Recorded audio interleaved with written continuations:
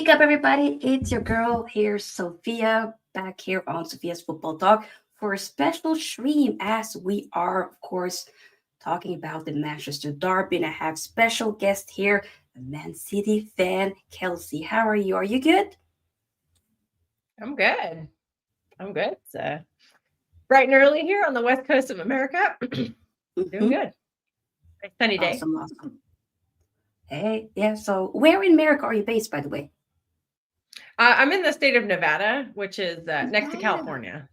So it's a state where Las Vegas is in. So that's where most people might know it from. Yeah. Okay, cool. Yes, I mean, here, I'm obviously based here in Oslo, Norway. Been a little bit sunny today, but still chilly. So it's been kind of like 50-50, but at least the snow is gone where I live. Oh, so yeah. We didn't have much snow this year. I'm up in northern Nevada where I'm near the mountains. So we actually do get snow. And most people don't think it because it's a desert, but we're actually very high in elevation and we do get a lot of snow. Well, the mountains do, and then we get the residue, but we didn't get much this year. Okay. I learned something new. That's cool. Pretty cool. So obviously I have you here to talk about, the Manchester Derby, but before we fully do, people, make sure you like this video here, subscribe to the channel. And Kelsey, do you have your own YouTube channel? Or is it mostly more so, because I see you on other people's channels, but I don't know if you have your own. I don't know. I mean, I have a channel that has some old videos that I uploaded years ago, but they're not football related. I don't do any football content. I'm mostly just on Twitter. I just mouth off on there. Do you want to shout out your Twitter? I just jumping on other people's channels a couple months ago, and I really enjoy it. It's a lot of fun. It's fun to be able to talk about it because I don't really have anyone to do that with here. I hear it. No, that's where I obviously saw you from Footy George Mo first time, and then Patrick, Man City fan, and a little bit here on the terrace. So like your vibes. So I was like, why not see if you're about? So I appreciate you taking the time of your day to join. So big up to you. Yeah, absolutely. Yes, it's always fun. It's always fun to talk, buddy. Awesome. So also the big news yesterday was the fact that Man City legend, Premier League legend, footballing legend, Kevin De Bruyne will be leaving Man City by the end of this season. What were your initial thoughts? I mean, obviously, you've probably kind of been feeling that maybe, I'm not going to talk for you, but we kind of been hearing reports that most likely this would be happening, but to actually get the actual news yesterday was a bit surprising and still weird. I don't know what you felt. Let me know. Yeah, the timing was interesting. It actually broke when I was asleep because like I said, I'm 8 hours behind the UK. So I think it broke I woke up and my phone was just went nuts. Like I had a million notifications from a lot of people. I talked to a lot of people who are UK and Europe based. So my phone just blew up and I was devastated. Like that's a hard thing to wake up to. But yeah, you're right. I kind of had a sense that he might be going. Because it's April and he still didn't have a new contract. There was a lot of rumors and hints. I was hoping we'd get one more season out of him just because I think he still has a lot to offer the team. He's shown in some spurts that he's still, even with his dusty legs, he's still one of our most creative players. And he's still capable in moments. But then there's other games like that Real Madrid first leg game. You could just see his legs are gone. And at this level, it's hard to carry on like that. And I'm just being very sentimental with him because, he's been my favorite player for the past 10 years. And I've loved every moment watching him. And it's going to be really hard to say goodbye, but it probably is the right time because we've held on to some players a little longer than we should have. Like Kyle Walker's a prime example of that. Like the amount of crap he's been getting from the fans for his performance. Like he probably should have left a season and a half ago and he just kept persisting and the fans started to turn on him. There were some awful things on social media about him. And it would have been really hard if the fans had started turning on Kev because, he's been such a legend for us. Good point. So in a sense, this is a good way because he'll get nothing but love now. Like we'll give him a proper send off, which is something I don't think we've been able to do. Like David Silva left during COVID, so we couldn't give him a send off. And then Kyle Walker just unceremoniously left because Kyle Walker, people just remember the last 2 seasons, but that guy was class for 10 years for Spurs and for City. Like he's one of our best players, I think, in the Premier League era. And so see him get that unceremonious, like boot out. You know, we didn't want to see that with Kev. So he'll get like the most epic standing ovation of all time, like that last home game, and we'll be able to properly say goodbye to him, and he'll get a statue, like all the bells and whistles. Like he deserves it. Like there's some people even talking about retiring his number. I don't think that'll happen. Yeah. You know, we didn't retire company's number. We didn't retire David Silva. We didn't retire number, so I don't think that'll happen. But we'll be able to say goodbye in a very warm and happy way. Mm-hmm. Where do you rank him amongst like some of the greats that we've had in the Premier League? Like, is he top 3? Is he at the very top? Your thoughts? I think he's definitely in the starting 11. I would say. I don't really do a lot of historical rankings because I'm self-admittedly I didn't watch a lot of the Premier League in the early 2000s because it was hard to find over here. Like in America, like only the past 5 or so years have we really had access to like every single game. Like you had access to games, but it wasn't like all of them. So I wasn't watching a lot back then. I didn't actually start watching football until 2006. And I was mostly watching international ball. I wasn't watching a lot of club ball. So I feel like I just don't have a good opinion on that. Like I missed a lot of those great United teams with Giggs and Scholes and Rio Ferdinand and Vidic and all those guys. And I missed a lot of, I never watched prime Thierry Henry. So I don't feel qualified to really say that, but I'll say Kevin De Bruyne is the best midfielder I've ever seen in the Premier League. That's about as comfortable as I'm about to say. And that's including David Silva. Like I saw prime David Silva. I was watching him at City, you know, for as long as he was there. So I still think De Bruyne's slightly better, but David Silva, he'll always hold a big place in my heart. I love that guy. I mean, that was a brilliant player. When I think of David Silva, I'm like, imagine him playing with Hojlund. Like, that would have been crazy. That would be crazy indeed. Like Hojlund would, because here in Norway we say Hojlund, by the way. Hojlund. Yeah. But it's funny. He'd be saying like Hojlund that he, you know, kind of prefers hearing that. So I'm like, sometimes I have to be like, so if you don't say Hojlund, you say Hojlund. But it is what it is. Either way, he would I think he would definitely be getting even more goals if that was David Silva. You could also depend on, because that guy, he was a silky baller. I love watching that man play. So good, yeah. So if we move more so into obviously both of our seasons, Man City haven't had the best of seasons.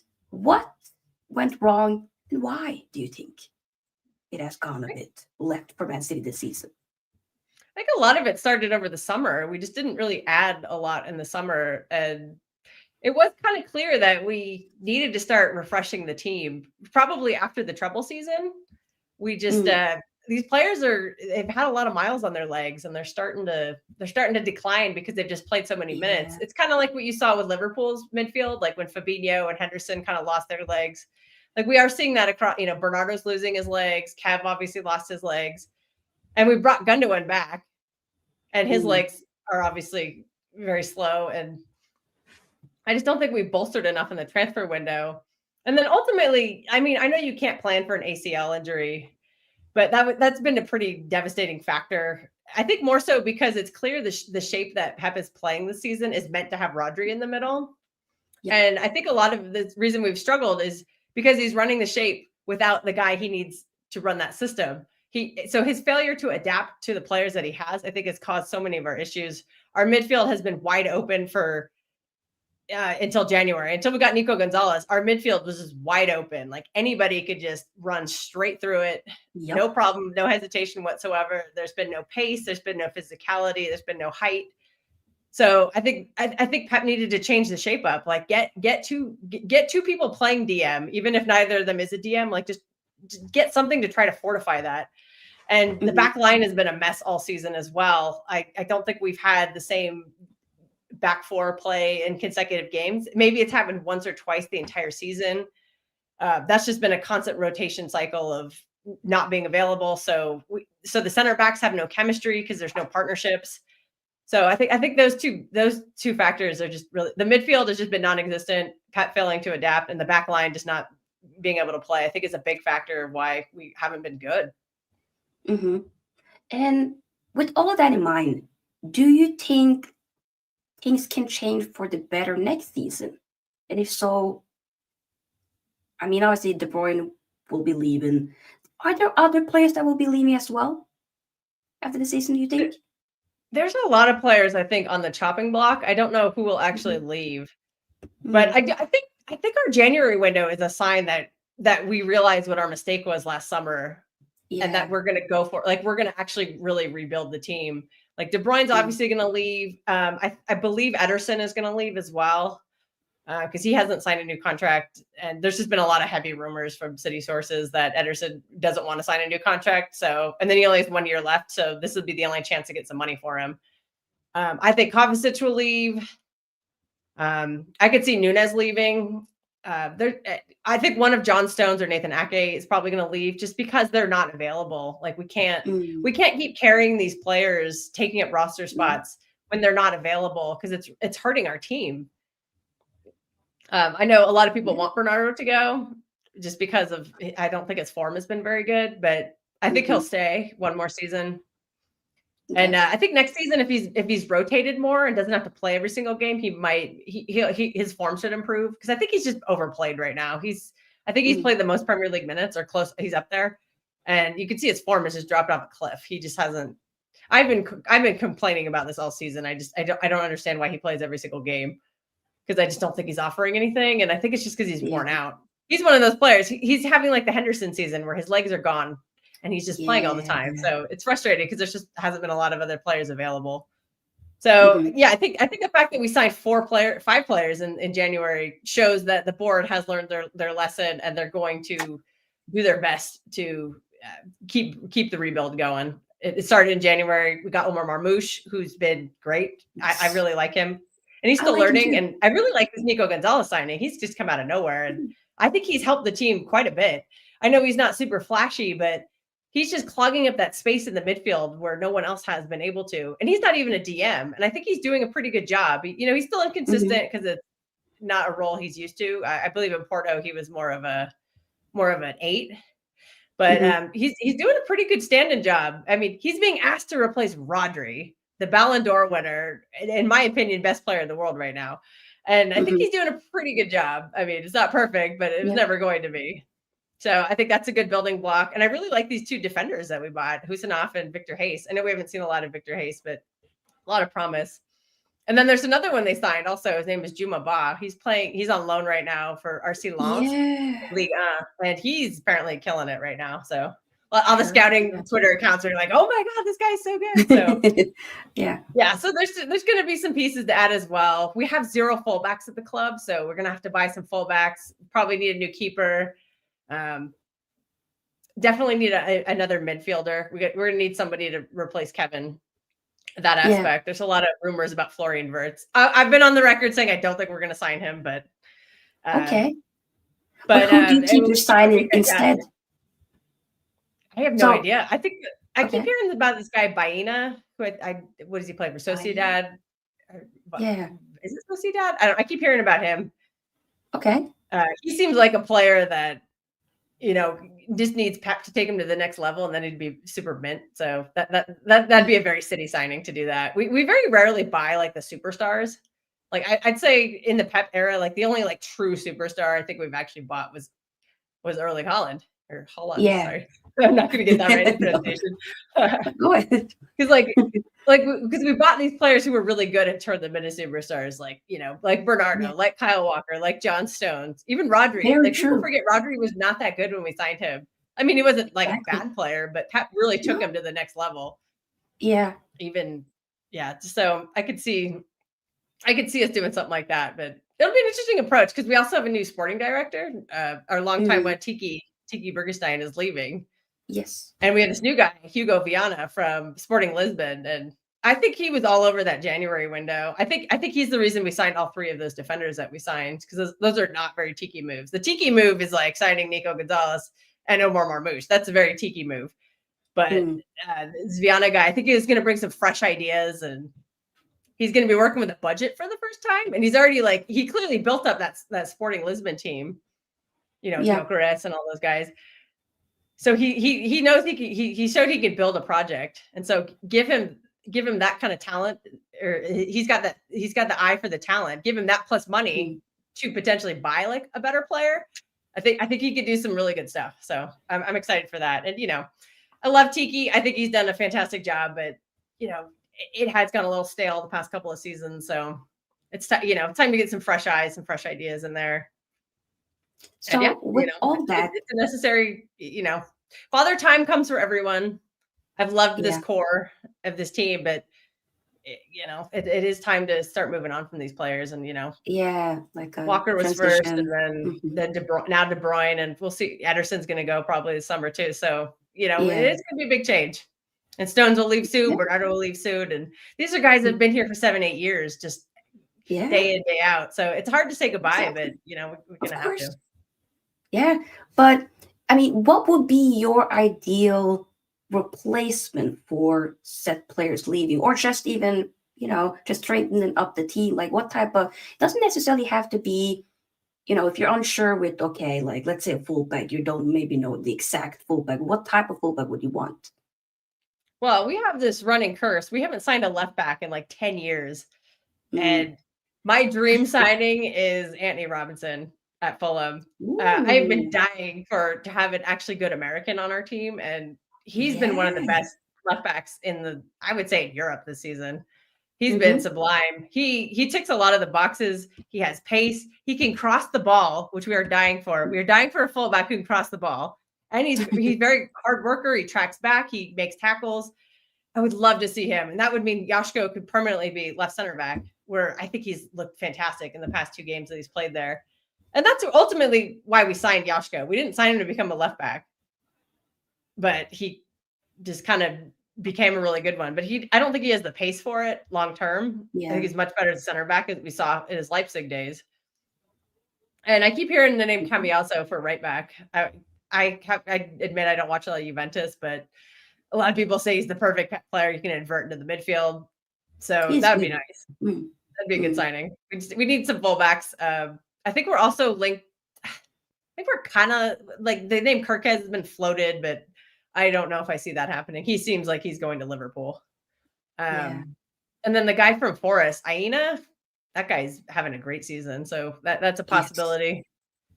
So we'll see. I mean, a lot of times it'll be a name out of nowhere.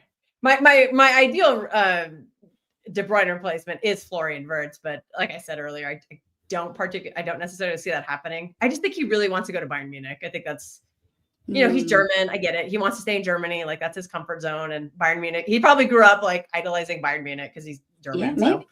I understand that. Like I'm not taking it as like a flat rejection. It's just, that is what it is. Some players just want to stay at home. That's fine. Exactly. And it's not like Bayern Munich are a bunch of scrubs. They're still a top team. So that's his ambition. Exactly. That's fine. He's also been linked to Real Madrid. So we don't blame anybody for going to Real Madrid. Oh, we don't. Not many teams can, if any, can really, compete with Real Madrid like that. So it is what it is. But if we now kind of move on to more so your thoughts about Man United. Obviously, we have been struggling. Sacked Ten Hag. And then got, obviously, Ruud van Nistelrooy as the interim for a few games. And now Amorim, unfortunately, haven't had that proper manager bounce that we wanted.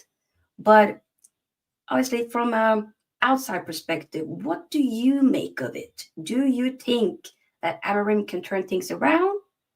Or do you think that Man United is just a lost cause that we just rip it all up and try again?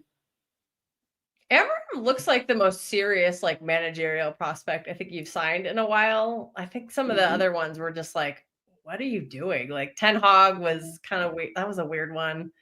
Although he has gotten you guys ready for big games. Like his mentality in big games is good. It's just the smaller games he seemed to do terrible in. Yeah. I mean, as a City fan, I'm personally enjoying watching this because, I don't, I obviously don't like Man United. So watching them be a disaster like this has been quite entertaining for me, but I have to be careful because I don't want to jinx it. And also karma. I believe in karma. So we'll just we'll take back all that. We'll take back what I just said. But I think the problems have been the board, honestly.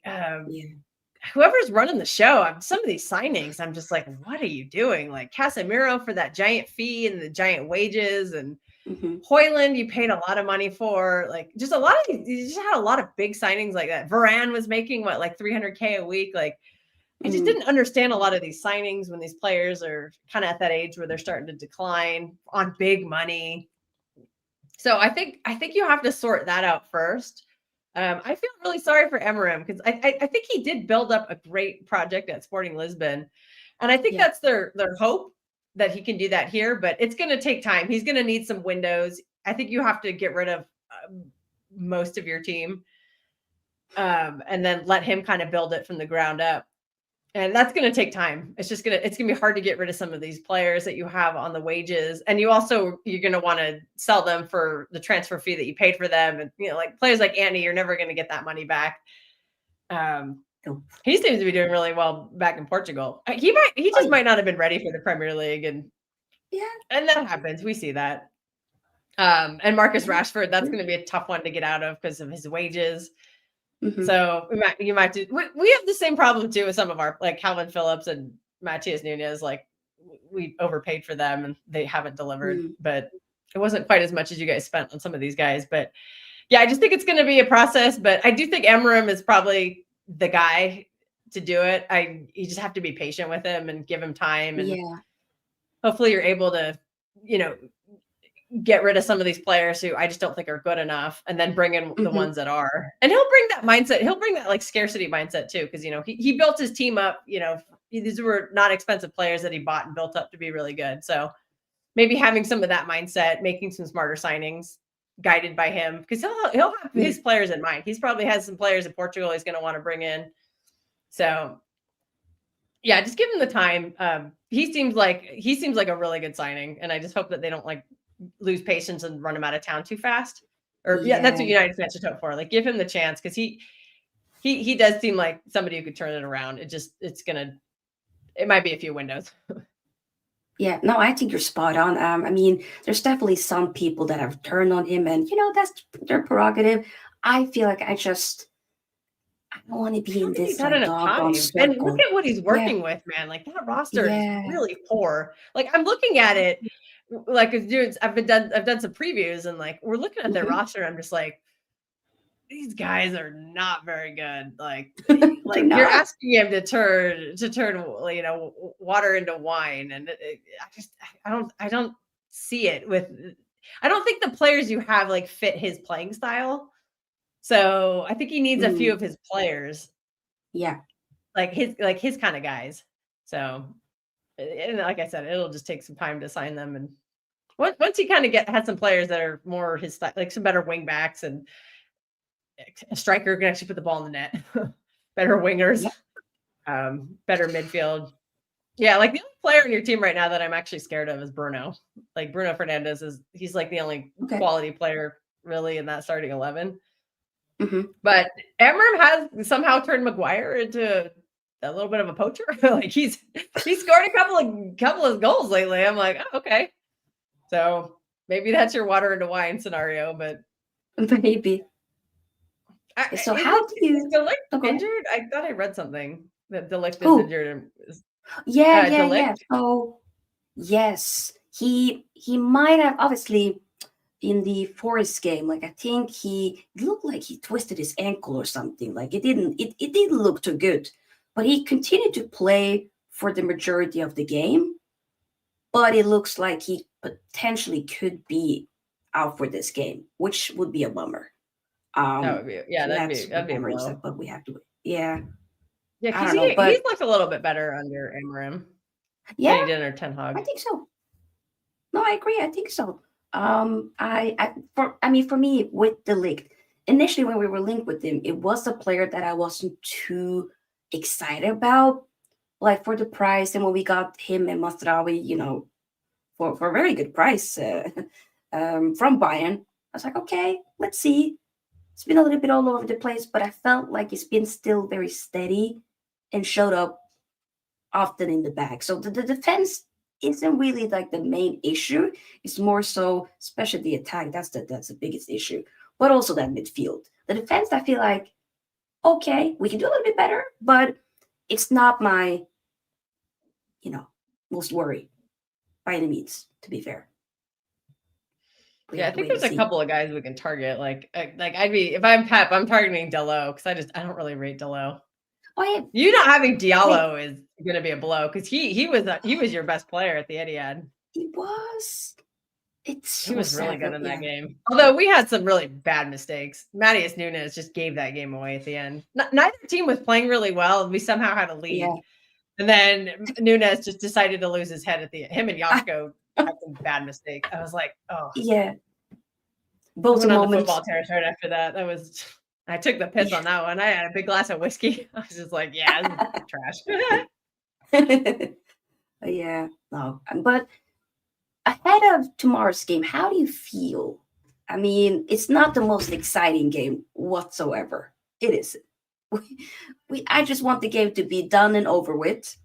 But I want to hear kind of what you're feeling right now with, obviously, Hojlund won't be available for that game, but Marmoush probably will be starting. He'll do a job. What do you feel?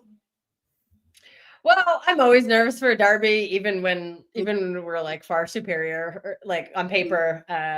I'm always nervous because it's a derby. Anything can happen. Form goes out the window. And it's at Old Trafford, so anything can happen there. We've seen some questionable refereeing decisions there. Wink, wink. And also, I feel like the way that the season has gone for City, especially post January, I feel like we kind of have two teams in a sense. Like we have one team where I call it the go for it team, which is where we just like throw everybody who's got pace and like Doku, Savio, Marmoush when he was available, Hojlund, Foden, and then Ederson just pinging the long balls and just bypassing the midfield and just pushing the tempo and going for it. And like we saw that against Chelsea, we saw that against Newcastle, and we absolutely destroyed them. Same against at Spurs, same thing happened. I know we only won 1-0, but there was a lot of missed chances in that game. Like Savio just cannot put the ball in the back of the net right now. So we just kind of, so I think that formula works, but he doesn't play it that often. The rationale I've heard from other City fans is because, you can only play it against a team that's going to play wide open, which is what Chelsea, Newcastle, they all did that game. I think you guys will go for a low block. And then the other team Pep plays is kind of like what I call the old guard team. It's like it's Bernardo and it's sometimes it's Gundogan. I don't think Gundogan will play tomorrow because he's played 2 games in a row. It'll be Kevin De Bruyne. It'll be a lot of pass backwards and slow build up. And I think that would play into your hands, but I'm convinced he's going to do it because he rested all those guys on Wednesday against Leicester. He kind of played a more go for it team then. But yeah, he like Bernardo didn't play, Foden didn't play, De Bruyne didn't play, Kovacic didn't play, Husanov didn't play. So I could see all those guys coming into the team. Yeah. And potentially slowing it down. And I think that's the recipe for a disaster because I think you guys will just park the bus and counter. Yeah. And that's how you guys have found a lot of success for us over the years, like amongst many managers. Like Ten Hag did it. I think Dave Moyes did it a few times. I want to say Mourinho, but I'm probably spacing out on that. And you guys have found a lot of success in derbies over the years doing that. So I could easily see you guys doing that tomorrow. And I think the slow ball approach that we have just plays into your hands. And Bernardo hasn't had the greatest pass accuracy this season. Kevin De Bruyne never has, and we always accept it because he's so brilliant. Like we'll take a 70-80% pass accuracy because a lot of the times it means he'll have that like 1 or 2 brilliant passes that usually ends in either a big chance or a goal. But the problem is like a lot of his passes have slowed down, and so have Bernardo's, and so it's hard to like play that build-up game because it's just been so slow, and so many teams have just been picking off the passes and countering us, and it's just been an issue all season. So I'm hopeful. I'm hopeful we get a little faster lineup. I think we play better this season when we're more direct and more fast, like Doku, Savio, those kind of guys. But I don't think he'll do it. So and we also had a nightmare in the back line too, because like I said, we have no fullbacks. So, I mean, the past 2 games, one of our academy kids, Nico O'Reilly, he's a midfielder, but he's playing left back, and he's actually done quite well. He gives us a lot of pace and physicality, and I think it's Like good. Yeah. he really helps the build up like really fast. Uh-huh. And Yeah. but I don't think he'll trust him in a big game like this because he is an academy kid. He's very young, so that Hmm. asking him to do that at Old Trafford might be too much. He wants to protect him. So if that Yeah. happens, it'll be Yashko as a left back, and then Diaz, Husinov as center backs, and then right back is just a black hole. It'll either be Rico Lewis or Mateus Nunes, and our fan base does not trust either of them really. Like Nunes, you can get away with in some games, but I think the fact that he just had so many mistakes in the last game, I wouldn't trust him. He's kind of a hothead. He'll do things right, like most like 90-95% of the time. But when he messes up in that 5 to 10%, it messes up so bad. Like it always results in a goal or a penalty given away or something like that. Like he's just not. I just don't think he's good enough for our team, unfortunately. But Yeah. there's no other options because we have a lot of injuries, and ideally somebody like John Stones would play, or Akanji would be playing right back, Hmm. but they're not available. So, and Rico Lewis, unfortunately, has just been he just hasn't performed as a right back. He's very easy to bully, and I don't think he has the pace to get back against some of the wingers because Garnacho does have a lot of pace. I know he's not everybody's favorite on United, but he does have pace, and he has burned us in the It does. past. He had that goal in the FA Cup Yeah. final last year. I True. believe he scored in the Community Shield. I'm forgetting, but yeah, he's had moments against City. So I would prefer Husinov to be as a right, even though he's not a right back. I thought he did well against Vinny Jr., who's one of the best left wingers in the world. So I would rather see somebody like that with pace at right back, but I don't know what Pep will do. Yeah. That's kind Also, of the story. think, None of us know what to predict because we know the lineup just changes so every game. It's just a roulette. Like this is Pep roulette crack like this season. So I have trouble predicting games. I always kind of like err on the side of caution. I'm not usually much of a prediction person, but I've kind of had to be since I've been jumping on these preview streams. Yeah, exactly. But do you think? I mean, honestly, I did see your game last time against Leicester, and we did see a little bit of a Oscar Bob return. Do you think he might get a little bit of a cameo tomorrow?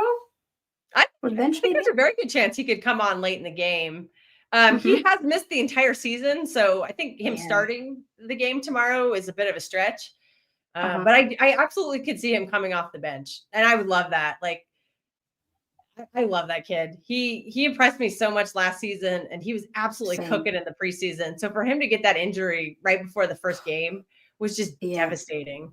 And I think we've missed him quite a bit because I think he has a lot of quality. And he was going to break out this season too. So the timing on that injury just, we didn't realize it was the first of a lot of devastating blows. Exactly. We didn't realize the harbinger of doom was that it was in practice too. Like, I think somebody tackled him in during training, and they're not releasing the name who did it. I'm like, uh-oh. It's like, yeah, no, they're coming after him for you, but I would love to see him. I could see it happening. And Pep has trusted him in big games. Like that game last year at St. James when he got the winner. Yeah. Allegedly Pep told him, go out there and win me the game. And he did. Yeah. And that's exactly what he did. I could see him making a cameo. It also just depends on how the game's going. If it's really tight, he might not because Pep does want to protect him. Because he's still a young player and he is coming back from big injury. So we'll see, but I would love to see him make a cameo tomorrow. I'd probably say no more than 20 minutes, but just based on, he's building his fitness up. But maybe 20, 30 minutes. We'll see. We'll see how the game goes. Yeah, I mean, I need him for Norway's World Cup qualification, so I need him ASAP back. Yeah, I think he'll be ready for those games in June. Yeah, I think that Pep will build him up by then, so he should be ready to play. I was actually shocked he didn't get called up for you guys because I thought that would have been a great time for him to get some minutes in his leg, and he ended up staying back, and he played for our EDS squad one game. I think he would have been, but maybe City was like no, or maybe I don't know. I'm pretty sure like if he was fully ready, he would have been because he's definitely like a shoe-in for this team. We are missing. And he's performed very well for Norway too. Like him and Hojlund. Exactly. Like, yeah. And we're linked to another one of your midfielders, the 18-year-old. I forget his name. We were linked to him in January. the guy was making the rounds. He was at a Oh game. yeah, He was at a yeah. I know what boxing you're game the talking other about. day. Yeah, Sapion or something. Sverre Nypan is how we say it here. Yeah, that's Sverre. him. Yeah, Yeah. Mhm. I can't say it. I know, So I know. we could be fostering your team. Who knows? Hey, maybe, maybe that I mean, that would we're be gonna have something. Hojlund for 10 Imagine that. years. He just committed Exactly. his life to Man City. Literally a death He's gonna row do great contract. things too. Man City. Yeah, I mean, I hear it. So obviously with Man United, we have some injuries, of course, but looks to be that maybe Casemiro could get back into the matchday squad. Is what I'm hearing. Ooh. So He's that'll had some good be games against City too in his yes. limited career. Like, yeah, he was Uh-huh. really good in that FA Cup final. Exactly. So Very, very good in that what? game. Yeah, I would need him back, and yeah, and the thing with Mano as well, we have such a fickle fan base because we have some parts of a fan base that start to turn on him as well. Saying he should go, sell him. I think, I'm yeah, like, why? fan bases just It's across the sport are losing their minds. We're turning on yeah, everyone. we are. It's like he was a big part of why he won the FA Cup last season. What are we doing here? He's Yeah, he was still very very young. impressive his first season. Yeah, like they're saying he was going to be the guy to build around for the next decade, and like yeah, he's had some injury issues this whole season, hasn't he? Because last season he stayed Yes, relatively healthy, but this season is a little yeah, different story.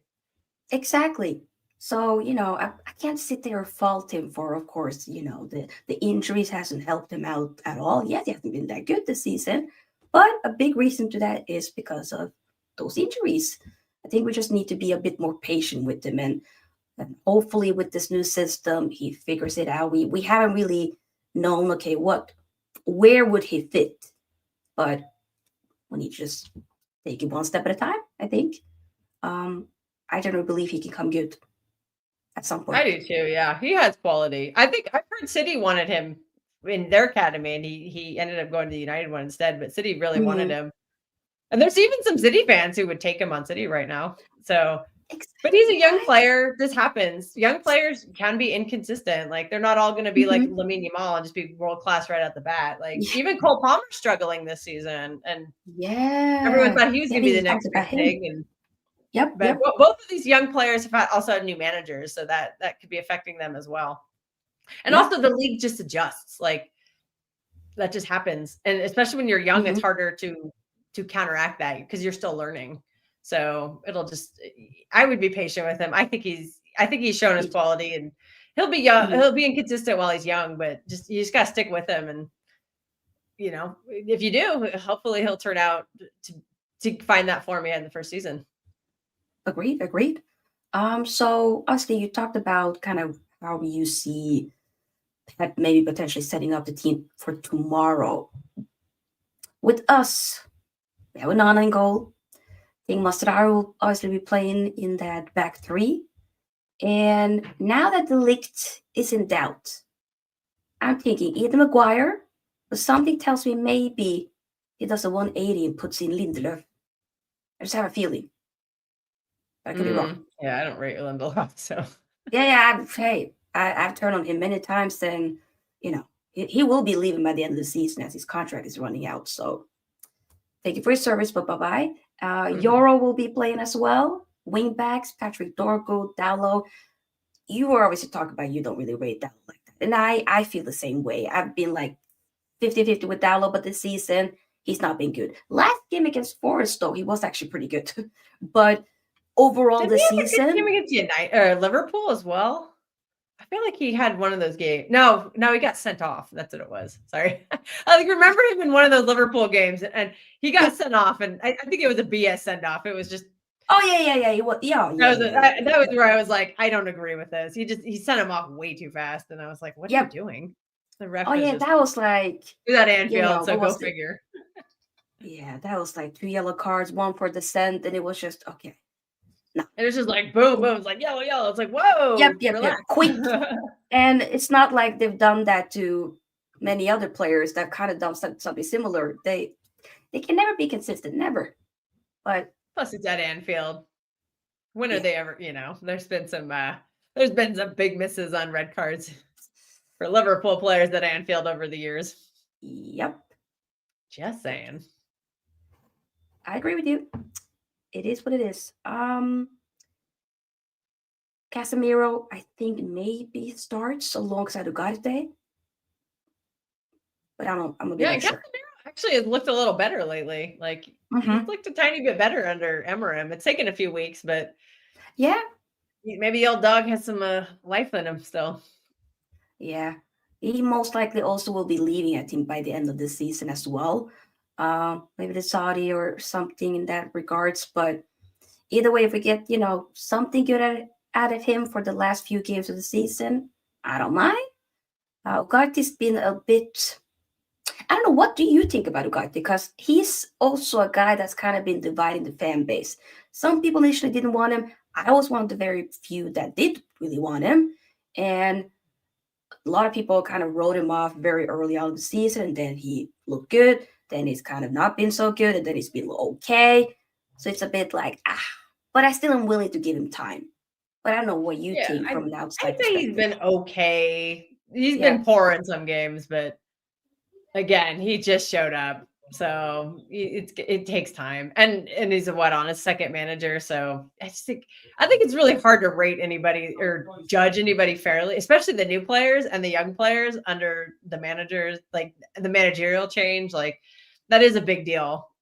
So I'd give him time. Also, the Premier League's a very different league than, I forget where he was. Was he playing in Spain? I don't remember was he in Germany? I don't remember where he came from, but Ugarte was he's played for Sporting and then for PSG.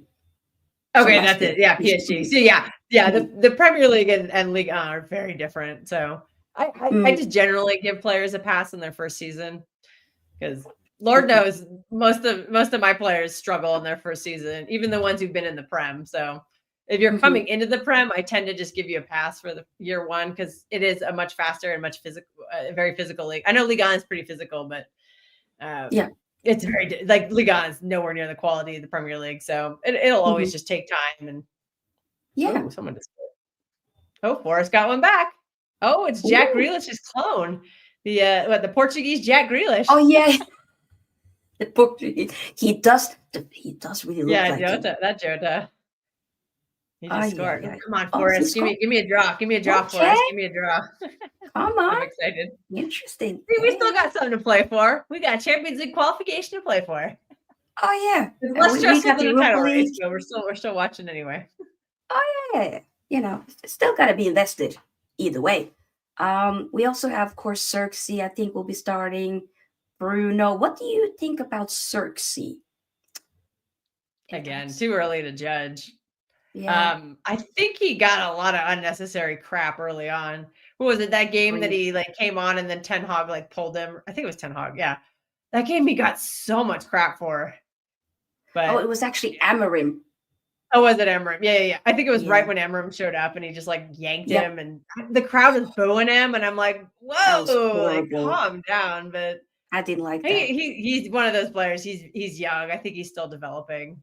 I think your fan base overhyped him and then they got really disappointed when he didn't live up to their hype. Yeah. But your fan base does this a lot. You were calling Hojlund. You're like, well, you guys have Haaland. We have Hojlund. I'm like, that was not me. I know, but me. I'm just saying your fan base. Some of the I know.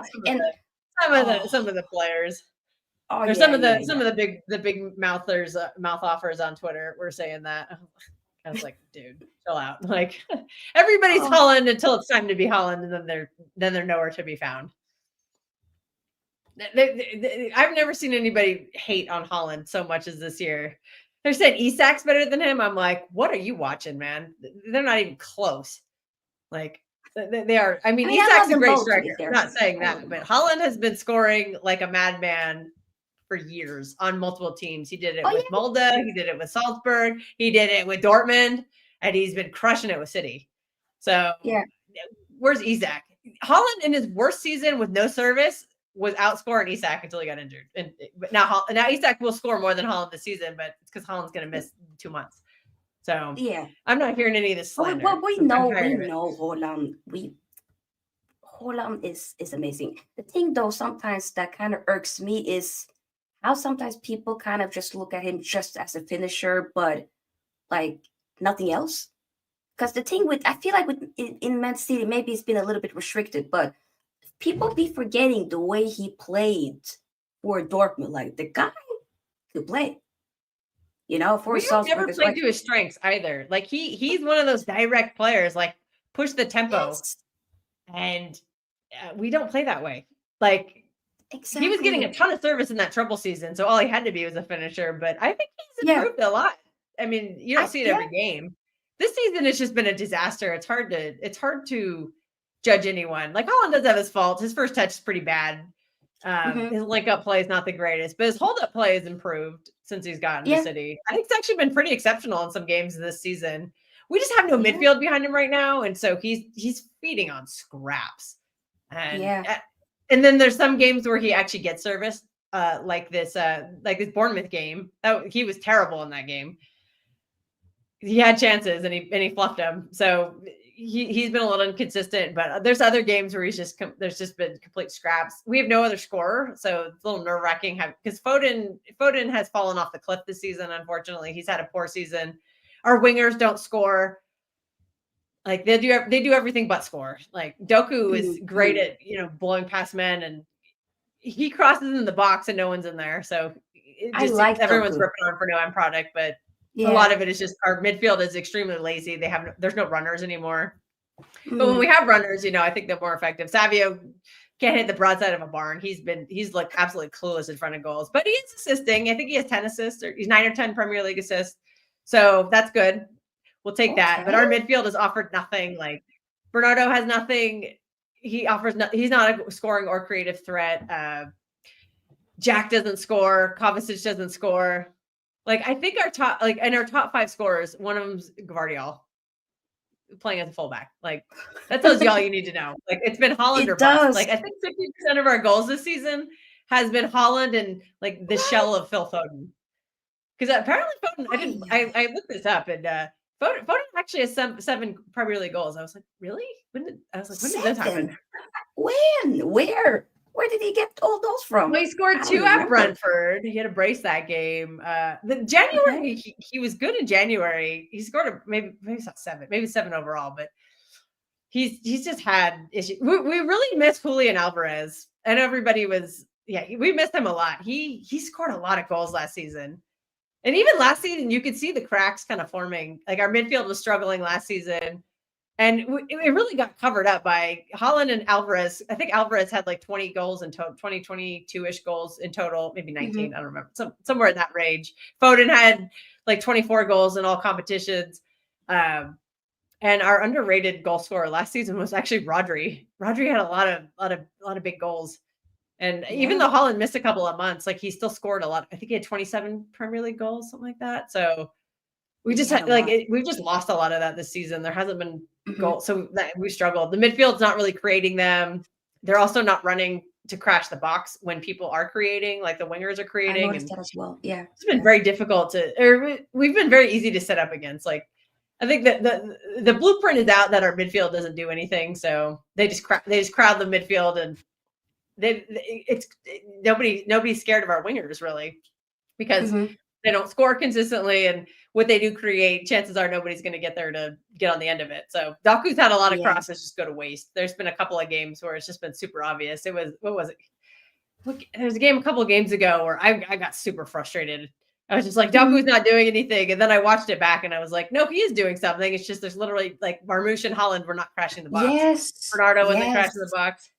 We used to have Gundo doing that a lot in the trouble season. Like that's Yeah. something that we kind Uh-huh. of forgot about. And so yeah, it's just been a mess. There's just Yeah. a lot of quality issues.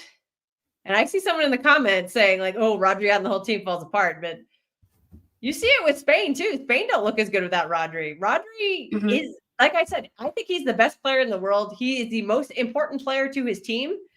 And when you lose that, Hmm. and you build your whole system around it, and you fail to adapt that system when you don't have him, you're going to struggle. Rodri makes Yeah. everyone so much better. Like one thing that's missing in the build-up this season is long balls to Haaland, and Rodri did that a lot. Like you kind of forget Yeah. Rodri does that a lot, and he hasn't been doing Yep. it. Kava can't do it. Kava's not a passer. Kava carries the ball. That's what he does. And he's been asked to play a 6. He can't make the passes. It's very clear Bernardo's not making the passes. He can't do the long.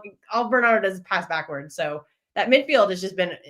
I called it a black hole, the pit of despair all season. It's been a nightmare because we failed to build it. We failed to improve it. It's our fault, and it's also the fault of the manager for not adapting to what he had.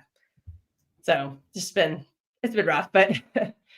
I'm still confident we're going to make top 5. Believe it or not, I don't see Chelsea surviving their fixtures. I think we're going to sneak in 5th. I trust Newcastle. I think they're riding a great high right now. They look fantastic. That cup win is going to give them so much confidence. Yeah, and I think Forest. I think they'll stick it out. Aston Villa is the one that's starting to scare me now. But I've looked at Chelsea's fixtures, and Chelsea's just been very inconsistent. I know they beat Spurs, but. It's Spurs. But no. They're a bogey team for me, but everyone else is just dunking on them the whole season. But I mean, they're a bogey team for me. So I hear you. Yeah, Forest have looked good. Arsenal, I don't know about Arsenal. Arsenal, I think have some. I think they played all their hard games. I think their only difficult game left is Newcastle come to them. For some odd reason, Newcastle just completely owned them. Like they played them 5 or 6 times the past 2 seasons, haven't even scored a goal. So Newcastle just own Arsenal right now, and they have to play them. So, and then they've got a lot of injury problems. They love to blame they love to blame the injuries and the refs. They never blame their manager or their squad building. I'm friends with an Arsenal fan. He's been whining nonstop. He's like, these refs, these refs. I'm like, what about the fact that you don't have a striker? You've needed one for 3 seasons and you haven't bought one. Yep. What about that? It's not good. And Martinelli has cooled off since his little purple patch 2 seasons ago. He's been not good. And you've ran Tucker into the ground to where he needed surgery, and they're just convinced he's going to be fine. I'm like, no, he's not. I know he had that great game when he came back, but I think he's going to struggle in some of these games. That's a big surgery to have at a young age. It's going to take time. De Bruyne was brilliant his first game back from a hamstring injury, and then he struggled afterward. You get that adrenaline on your first game back, but that's not sustainable. It's not 100%. Exactly. So obviously we're at the very end here of the stream, the show. I mean, it's gone by very fast. So I would want to ask you, what are your predictions for tomorrow's game? I think on paper we should absolutely slap you, but it's a derby, so I never trust it. I'm always nervous about derbies, so tomorrow's no different. I think this game smells of a draw. I think we really need a win, and we should win, but I just smell a draw. I can't trust my team. We don't have a lot of consistency. We'll have these games where we look good, and then all of a sudden it'll just revert back. Somebody will make a dumb mistake. We've been very prone to that, giving up dumb goal, just like we saw in the last derby, where for some odd reason somebody just loses their head and then they give up a stupid penalty. And it's happened in multiple games, like the game at Sporting Lisbon in the Champions League. We lost our heads and gave up 2 or 3 penalties, just stupid mistakes. And we've seen it over and over and over again. We saw the Juventus game, we just seen it so many times that I can't trust my team right now. So I'm gonna go with the draw, but I think we really need to, and I hope we win. Well, obviously, I always hope that, but I think we really need to win, especially since Forest might be dropping points here, and also Villa was only 2 points behind us, I think. So if they win, we really need to win to keep them behind us. So it's a big game, and what I am hoping for, I'm hoping this KDB news kind of galvanizes the team and gives them something to rally around. We got to do it. We do it for Kev, and this will be his last Manchester derby. So I'm hoping that gives him some extra adrenaline, and he goes out there and destroys you like he's been doing for 10 years. One last time, Kev, give us one more goal or assist at Old Trafford. I know you have it in you. So we'll just, yeah. I'm hoping for a win, but I'm predicting a draw. Okay. So a 1-1, 2-2. I predicted a 2-2 before. Okay. Because I think we'll give you a dumb goal. We'll just give you something really stupid, like some ridiculous penalty, or Or just somebody will just get, there'll be some bozo mistake in either the midfield. Somebody will do a terrible pass, like Foden did in that Arsenal game where he just decided to pass it straight to an Arsenal player and then he scored. So I could see something like that happen because, again, I've just seen it all season. So wouldn't surprise me if it happened tomorrow. Yeah, you know what? I'm going to say we edge it. We win 2-1, like just about. But everyone it could also is predicting be a 2-1. No matter who's going to win, everyone's saying 2-1. Also, Yeah. Bruno always shows up in a derby, so I think he's your most dangerous player. So I can see him. I can see him doing some crazy free kick or something like that. Like he just tends to do that a lot. That would be wonderful. I don't know. I generally do hope we win so we can get to 40 points and just be like, okay, thank you. Let's move on and focus on the Europa League, yada yada yada. Because this season is a write-off completely. And I need it to be over. But yeah, we have to wait and see. But Kelsey, thank you so much for being here. I appreciate it. And is there anything else you want to say at the very end before we wrap up? No, let's go out there and let's have a good game and let's enjoy it. Let's yes. And everybody, even the United fans, enjoy this Kevin De Bruyne while you can. Just I know it's going to hurt if he hurts your team, but just remember what a great player he is and try to enjoy him these last few games that you see him in the Premier League. Okay. Because he's one of the all-time greats. And okay. Yeah. Just watch him while you can. Watch him while you can, indeed. Wise word from Kelsey right here. People, make sure you like this video here on your way out, and of course subscribe to the channel if you haven't already. I'll be back right after the game tomorrow for a live reaction, and it's gonna be an interesting game. Make sure you check out my latest FPL video that I posted yesterday, and we'll see you guys soon. Peace out, everybody. Bye.